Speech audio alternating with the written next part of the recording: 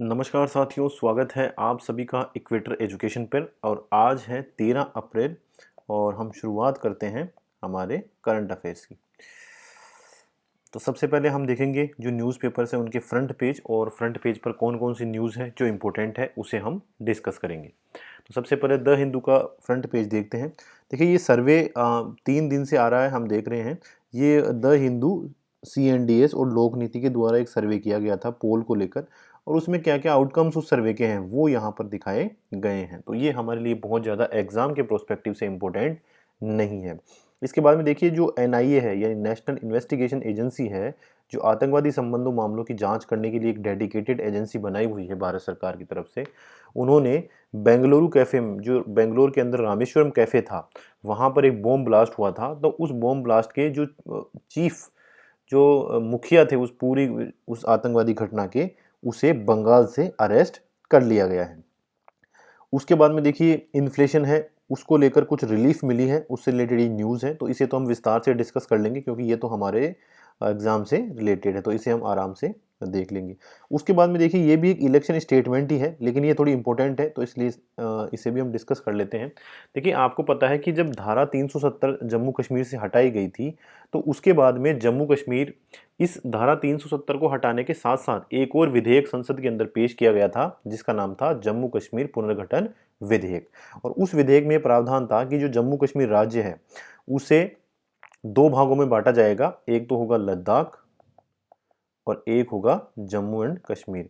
और दोनों ही जो क्षेत्र हैं उन्हें यूटी यानी यूनियन टेरिटरी या केंद्र शासित प्रदेश घोषित कर दिया गया। अब कल प्रधानमंत्री नरेंद्र मोदी की वहां पर इलेक्शन रैली थी, और उन्होंने वहां पर एक बहुत अच्छी घोषणा की कि बहुत जल्दी हम जम्मू कश्मीर को उनका स्टेटहुड वापस देने वाले हैं। यानी जो उनका दर्जा था, एक राज्य के रूप में जो दर्जा था, वो हम उन्हें वापस बहुत जल्दी देने वाले हैं।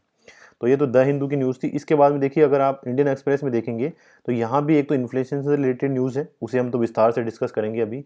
इसके अलावा NIA ने जो बेंगलुरु ब्लास्ट का मास्टरमाइंड था उसे अरेस्ट कर लिया है बंगाल से, वो भी न्यूज़ अभी हमने देख ली। इसके बाद में देखिए, प्रधानमंत्री नरेंद्र मोदी की वही स्टेटमेंट जो जम्मू कश्मीर से रिलेटेड है, और बहुत इंपॉर्टेंट स्टेटमेंट है कि जम्मू कश्मीर को बहुत जल्दी जो स्टेटहुड का दर्जा है वो वापस दे दिया जाएगा। तो ये एक इम्पोर्टेंट और अच्छा संकेत है, और इसका वेलकम जम्मू कश्मीर के द्वारा सब होगा। इसके बाद में देखिए, जो उत्तर प्रदेश है वहाँ पर जो टेम्पल है वाराणसी में, काशी विश्वनाथ मंदिर, जो विश्व प्रसिद्ध मंदिर है, वहाँ पर सुरक्षा के लिए अब जो पुलिस है वो धोती कुर्ता और तिलक की फॉर्म में वहाँ पर प्रोटेक्शन करती हुई नजर आएगी। देखिए, आप पिक्चर में भी देख सकते हैं, इस तरह से वहाँ पर पुलिसकर्मी तैनात होंगे ताकि वहाँ पर जो सुरक्षा है दर्शनार्थियों की, और वो बहुत ज़्यादा एनहेंस की जा सके। उसके बाद में देखिए, ये जो न्यूज़ है ये पूरी तरह इलेक्शन की न्यूज़ है, तो हमारे लिए ज़्यादा इंपॉर्टेंट नहीं है। इसके अलावा एक और इम्पोर्टेंट न्यूज़ है, देखिए इसको हम डिस्कस भी कर लेते हैं थोड़ा सा, कि भारत सरकार के विदेश मंत्रालय ने एक एडवाइजरी जारी की है कि भाई भारत के लोग अब ईरान और इजराइल में विजिट ना करें। अभी दोनों जगह तनाव की स्थिति है, इसलिए ईरान और इजराइल में भारतीय सरकार ने कहा है कि वहाँ पर विजिट अभी नहीं करें, क्योंकि दोनों ही देशों के बीच में बहुत ज़्यादा टेंशन बनी हुई है। और वो टेंशन क्या है हम देख लेते हैं। देखिए, आपको पता है कि इजराइल और जो फ़लस्तीन है उनके बीच में युद्ध चल रहा है, दोनों देशों के बीच में युद्ध चल रहा है। और इसमें क्या है कि जो गल्फ़ की जो अलग-अलग कंट्रीज़ हैं वो अलग-अलग देशों को सपोर्ट कर रही है। जो ईरान है ना, उसका सपोर्ट है फ़िलिस्तीन के साथ में, उसका सपोर्ट है फ़िलिस्तीन के साथ में, तो ईरान का सपोर्ट है फ़िलिस्तीन के साथ में। अब देखिए, ईरान है ना, उसकी एक आर्मी है, उस आर्मी की यूनिट है। वो यूनिट क्या काम करती है? वो काम करती है कि विदेशों के अंदर जो ईरान के इंटरेस्ट हैं उनको प्रोटेक्ट करने का काम करती है। तो ईरान आर्मी का एक अलग से पार्ट बनाया हुआ है, और उस ईरान आर्मी के उस पार्ट का काम क्या है कि विदेशों में या दूसरे देशों के अंदर ईरान के जो इंटरेस्ट है उनको प्रोटेक्ट करना। तो इस जो ये आर्मी है, इसके एक बहुत बड़े अधिकारी थे जो सीरिया में दूतावास में गए हुए थे। ईरान की जो एक इस सेना की टुकड़ी है जो विदेशों के अंदर कार्रवाइयां करती है, उसके एक बड़े अधिकारी थे, और वो अधिकारी गए थे सीरिया में। सीरिया के अंदर उनकी हत्या कर दी गई है इजराइल के द्वारा। ठीक है, ये पूरा मैटर है। तो वापस मैं रिपीट कर देता हूं कि जो ईरान के विदेशी एक आर्मी का एक अलग से ब्रांच बनाई हुई है जो अलग अलग देशों में जाके और ईरान के इंटरेस्ट को प्रोटेक्ट करती है। उस आर्मी के एक बड़े अधिकारी जो सीरिया में दूतावास में गए हुए थे, दूतावास में उनकी हत्या इजराइल के द्वारा कर दी गई है। तो इसके बाद में इजराइल और ईरान के बीच में टेंशन बहुत ज़्यादा बढ़ गए हैं। अब ये उम्मीद लगाई जा रही है कि बहुत जल्दी जो ईरान और इजराइल है इनके बीच में भी युद्ध शुरू हो सकता है। तो जो युद्ध ऑलरेडी चल रहा था उस युद्ध का विस्तार हो सकता है। तो इसे लेकर ही भारत सरकार ने अपने यात्रियों को एक एडवाइजरी जारी की है कि जो ईरान या इजराइल विजिट करना चाहते हैं भारत के यात्री वो वहाँ पर न जाएं। ठीक है, चलिए तो अब हम देखेंगे कौन कौन सी इंपॉर्टेंट है हमारे लिए, जो ज़्यादा इंपॉर्टेंट होगी उसे हम विस्तार से डिस्कस कर लेंगे। तो ये पेज हमने आराम से डिस्कस कर लिया था। इसमें ये इंपॉर्टेंट न्यूज़ तो यही है कि प्रधानमंत्री नरेंद्र मोदी ने घोषणा की है कि जम्मू कश्मीर में स्टेटहुड जल्दी ही वापस लाया जाएगा। इसके बाद में जो इन्फ्लेशन है वो कम तो हुई है, लेकिन जो फूड की इन्फ्लेशन है वो अभी तक कम नहीं हुई है। ठीक है, आपको पता है जो महंगाई होती है वो हमारे देश में दो प्रकार से नापी जाती है, एक तो कंज्यूमर प्राइस इंडेक्स, एक होलसेल प्राइस इंडेक्स। ठीक है, इन दोनों के बीच में अंतर क्या होता है, ये आंकड़े कौन जारी करता है, ये सब चीजें हम अगली स्लाइड में आराम से देख लेंगे। ठीक है, चलिए इसके बाद में इंडियन एक्सप्रेस का भी ये फ्रंट पेज है। इसमें भी हमने लगभग सारी न्यूज़ देख ली थी जो हमारे काम की है और जो इम्पोर्टेंट है। अब देखिए जो इन्फ्लेशन है, जो महंगाई है, उसको लेकर एक अच्छी न्यूज़ आई है। उसमें ये कहा गया है कि जो महंगाई है उसमें तो कमी आ रही है, लेकिन जो खाद्यान्न से संबंधित जो महंगाई है ना उसमें कमी नहीं आ रही। ठीक है, तो कंसेप्ट जो हमारे काम का है वो हम देख लेते हैं। जैसे देखिए भारत में जो महंगाई है उसकी गणना दो प्रकार से की जा सकती है, एक तो होलसेल प्राइस इंडेक्स और एक कंज्यूमर प्राइस इंडेक्स। ठीक है, दोनों की परिभाषाएं क्या क्या है, देखिए सबसे पहले परिभाषा ये है कि अगर हम थोक मूल्यों की महंगाई को नापना शुरू कर दें, थोक मूल्य आपको पता है कि अगर बड़े लेवल पर कोई खरीदता है तो उसे हम कहते हैं भाई थोक के अंदर ये ले रहा है। तो बड़े लेवल पर अगर खरीद होती है उस लेवल पर अगर मूल्यों में परिवर्तन कोई होता है तो वो तो WPI कहलाता है।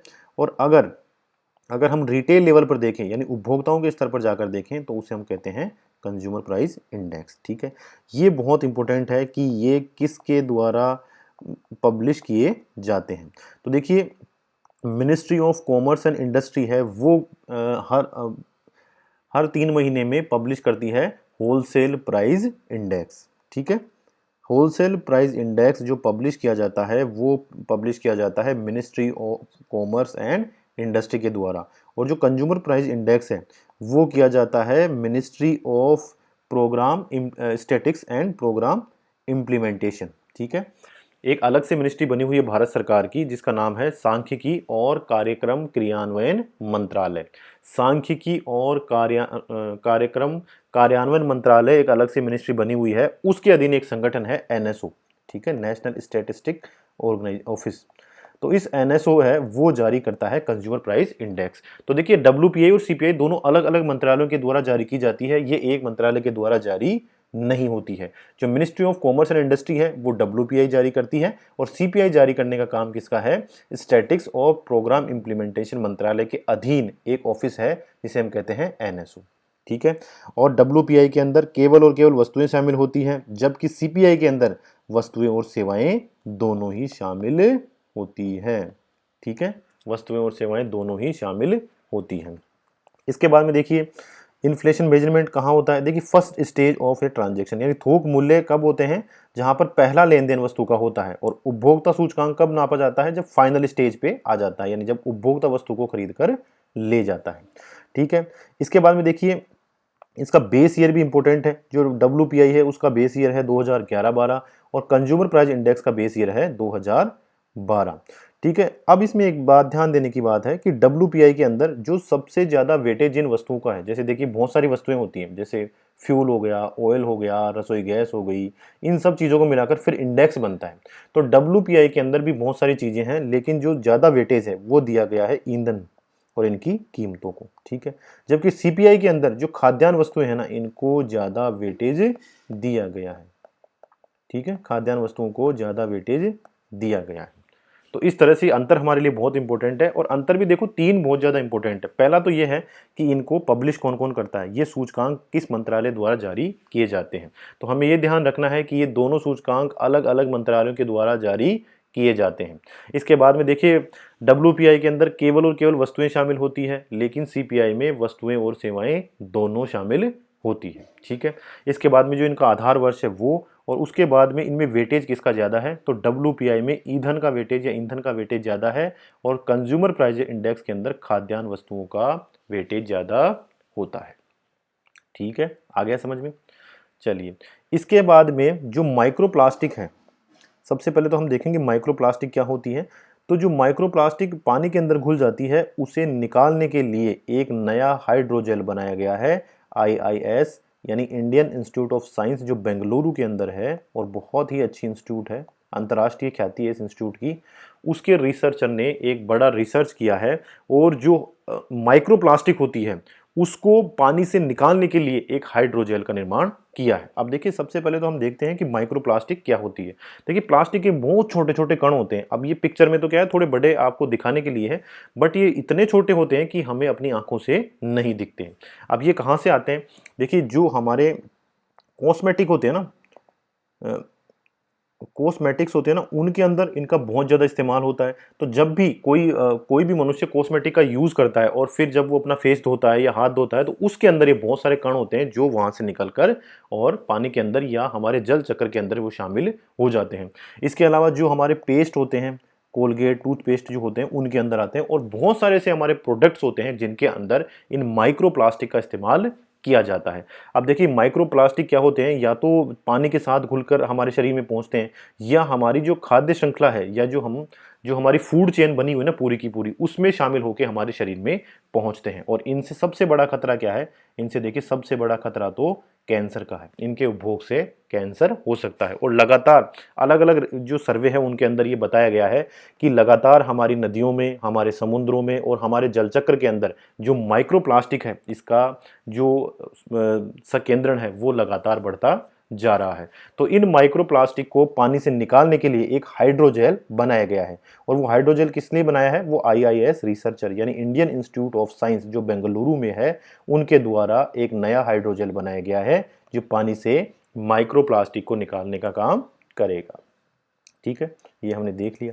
इसके बाद में देखिए, ये जो दिल्ली हाई कोर्ट है, इन्होंने एक बहुत अच्छा निर्णय दिया है। इन्होंने कहा है कि जो डोमेस्टिक वायलेंस एक्ट है 2005 का, 2005 में घरेलू हिंसा निवारण अधिनियम बनाया गया था संसद के द्वारा, और घरेलू स्तर पर जो हिंसा होती है उस हिंसा को रोकने के लिए ये कानून बनाया गया था।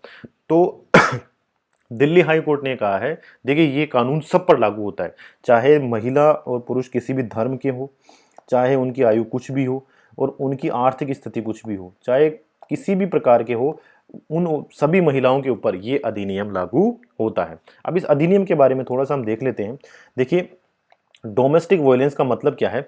तो डोमेस्टिक वायलेंस का मतलब है कि एक महिला जो होती है ना, उसके साथ कुछ इस तरह का कृत्य किया जाए कि उसके शारीरिक रूप से, या उसको भावनात्मक रूप से, या उसको आर्थिक रूप से प्रताड़ना झेलनी पड़े। तो ये सब चीज़ें घरेलू हिंसा के अंदर शामिल की जाती है। देखिए, बहुत विस्तृत अधिनियम है, बहुत अच्छा अधिनियम था, 2005 में हमारी संसद के द्वारा पारित किया गया था। उद्देश्य यही था कि जो महिलाएं घरेलू हिंसा से पीड़ित हैं उनके लिए एक अलग से कानून बनाना। देखिए, इस कानून से पहले क्या होता था, जो IPC है ना, इंडियन पिनल कोड, उसके तहत मामले दर्ज किए जाते थे, लेकिन उसमें सजा मिलना बहुत मुश्किल था। तो अब महिलाओं को एम्पावर करने के लिए और घरेलू हिंसा को रोकने के लिए 2005 में भारत की संसद के द्वारा एक अलग कानून बनाया गया, और उसका नाम ही था घरेलू हिंसा निवारण अधिनियम 2005। अब देखिए, इसमें कौन कौन सी हिंसा को शामिल किया गया है? शारीरिक शोषण को इसमें शामिल किया गया है। शारीरिक शोषण का मतलब है कि अगर मान लीजिए हाथ उठाया जाता है या शरीर पर किसी तरह का कुछ काम किया जाता है, तो उसे हम शारीरिक शोषण कहते हैं। उसके बाद में यौन शोषण किया जाता है, या यौन दुर्व्यवहार अगर महिला के साथ किया जाता है। उसके बाद में देखिए, मौखिक और भावनात्मक दुर्व्यवहार, अगर जैसे किसी महिला की आलोचनाएं की जाती है या मौखिक रूप से उसे प्रताड़ना दी जाती है, तो वो भी घरेलू हिंसा के अंदर शामिल किया जाता है। उसके बाद में देखिए, अगर आर्थिक शोषण, जैसे महिला को आप कोई भी पैसे नहीं दे रहा है, या वो अपनी इकोनॉमिकल जो नीड्स है वो पूरी नहीं कर पा रही है, तो ये भी घरेलू हिंसा के अंदर ही शामिल किया जाता है।